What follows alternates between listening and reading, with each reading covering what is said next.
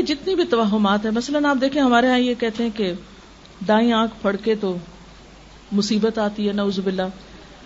ہتھیلی میں خارش ہو تو پیسے ملتے ہیں، رات کو جھاڑو دیں تو رزق چلا جاتا ہے،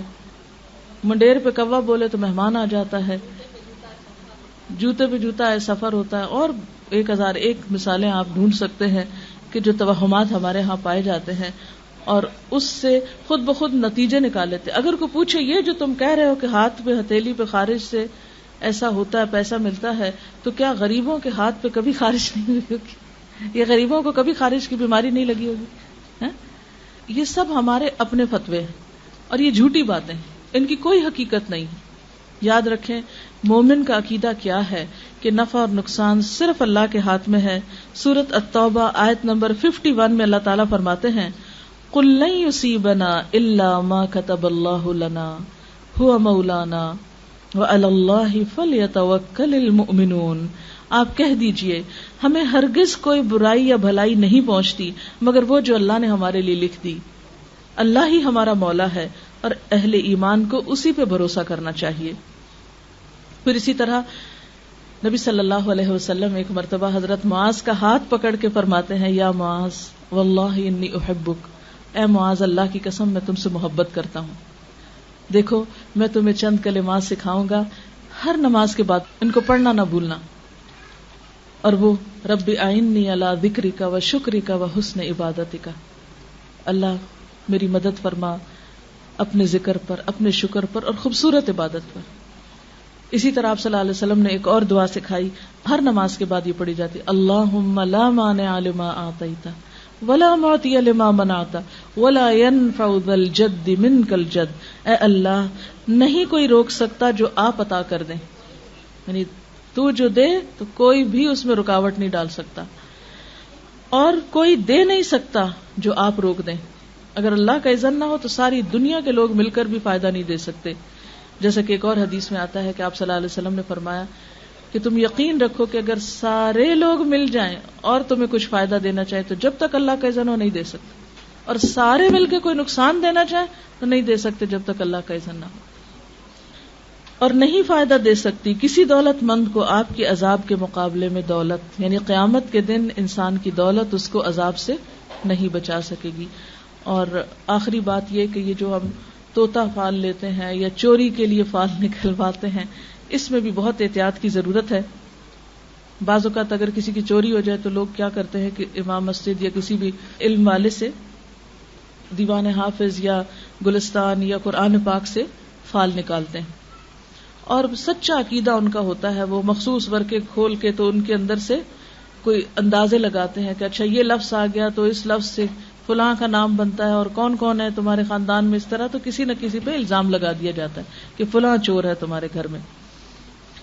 اس کے بارے میں ایک واقعہ ہے کہ ایک شخص پر اسی طرح چوری کا الزام لگا، بڑا ناسمجھ شخص تھا. اس نے جا کے مسجد میں قرآن کا ورقہ بھی پھاڑا اور کہا یہ قرآن بھی جھوٹا اور امام بھی جھوٹا، کیونکہ وہ چور نہیں تھا، اس پہ ناحق الزام، اس نے بھی بہت غلط کیا. لیکن بات یہ ہے کہ اسلام میں چوری معلوم کرنے کا یہ طریقہ بالکل درست نہیں. اس سے کیا ہے، اگر آپ نے کسی پہ ناحق الزام لگایا تو سخت پکڑ ہوگی. اور دوسرا یہ کہ قرآن پاک اس لیے نہیں آیا کہ ہم اس میں سے کسی کی چوری معلوم کریں،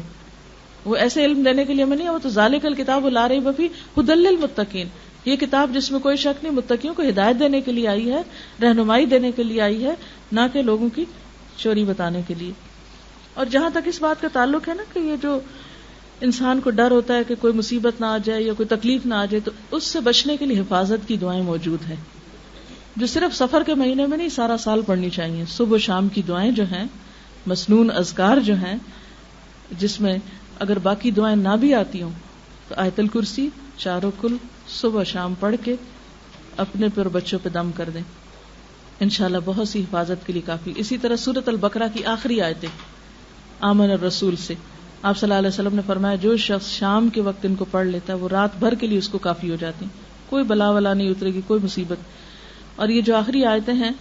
یہ اتنی خوبصورت آیتیں ہیں کہ آپ صلی اللہ علیہ وسلم نے ایک دفعہ فرمایا کہ آج آسمان کا ایک دروازہ ایسا کھلا ہے کہ جس سے پہلے کبھی نہ کھلا تھا،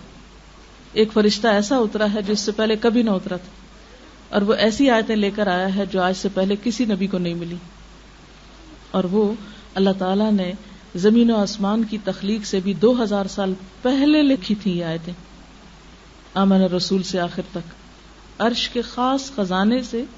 یہ آیتیں ملی ہیں ہم کو، ہم سے پہلے کسی امت کو نہیں ملی۔ تو اگر آپ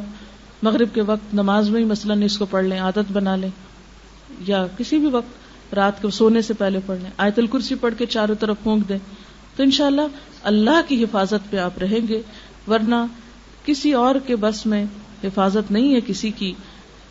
ولا یعودہ حفظہما وہو العلی العظیم، کیوں؟ اس لیے کہ لا تأخذہ سنۃ ولا نوم، نہ اللہ تعالیٰ سوتے ہیں نہ اس کو اونگ آتی، کتنے بھی گارڈ رکھ لیں اونگ آ سکتی، ان کو نقصان پہنچایا جا سکتا، لیکن اللہ تعالیٰ کی ذات کوئی اس تک نہیں پہنچ سکتا، لہذا اصل حفاظت اسی کی حفاظت ہے۔ اس لیے انسانوں سے بے نیاز ہو کر کوئی انسان آپ کو نقصان نہیں دے سکتا، یاد رکھیں، یقین ہونا چاہیے اور ایمان ہونا چاہیے۔ اس سے انسان کے اندر اتنا توکل اور اتنی بے خوفی اور اتنا اطمینان آتا ہے کہ کوئی مجھے نقصان نہیں دے سکتا جب تک اللہ نہ چاہے، اور میں اپنے آپ کو اللہ کی حفاظت میں دیتی ہوں۔ اور اسی طرح آپ کا مال، جان، عزت، ہر چیز اس کے ہاتھ میں۔ نبی صلی اللہ علیہ وسلم کا طریقہ کیا تھا؟ جب کوئی خوف ہوتا، جب کوئی پریشانی ہوتی، جب کوئی تکلیف ہوتی، فوراً اللہ کی طرف رجوع کرتے، ہمیشہ نماز کے ساتھ مدد مانگتے، جس طرح خود اللہ تعالیٰ نے قرآن پاک میں فرمایا وَاسْتَعِينُوا بِالصَّبْرِ وَالصَّلَاةِ، صبر اور نماز کے ساتھ مدد مانگو۔ تو جو طریقہ قرآن میں بتایا گیا، جو نبی صلی اللہ علیہ وسلم کی سنت ہے، اس کو چھوڑ کر مچھلیوں کو آٹے کی گولیاں کھلانے سے کوئی حفاظت نہیں ہوگی اور کوئی بلائیں نہیں ٹلیں گی، اور نہ چنے کی گھنگنیاں کھانے سے کوئی مصیبت ٹل سکتی ہے۔ یہ سب خرافات ہیں، خود ساختہ چیزیں ہیں، دین ایمان کو نقصان دینے والی ہیں، لہٰذا جو اصل ہے اس کی طرف لوٹیں، اور جو توہمات ہیں ان سے خود کو نکالیں، کیونکہ ان کا سب سے بڑا نقصان یہ ہے کہ انسان کام سے رک جاتا ہے، انسان کے ارادے متزلزل ہو جاتے ہیں، انسان کے اندر سے ڈٹرمنیشن ختم ہو جاتی ہے، یقین اور ول پاور کم ہو جاتی، تو اس لیے ان چیزوں سے بچنا بے حد ضروری۔ تو اللہ تعالیٰ سے دعا ہے کہ اللہ تعالیٰ ہمیں ہر طرح کے توہمات، بدشگونیوں اور ایسے گمان سے بچائے اور شرک سے بچائے کہ جو انسان کے اعمال کی بربادی کا ذریعہ ہوں۔ وآخر دعوانا ان الحمد للہ رب العالمین۔ سبحانک اللہم وبحمدک نشہد ان لا الہ الا انت نستغفرک ونتوب الیک۔ والسلام علیکم ورحمۃ اللہ وبرکاتہ۔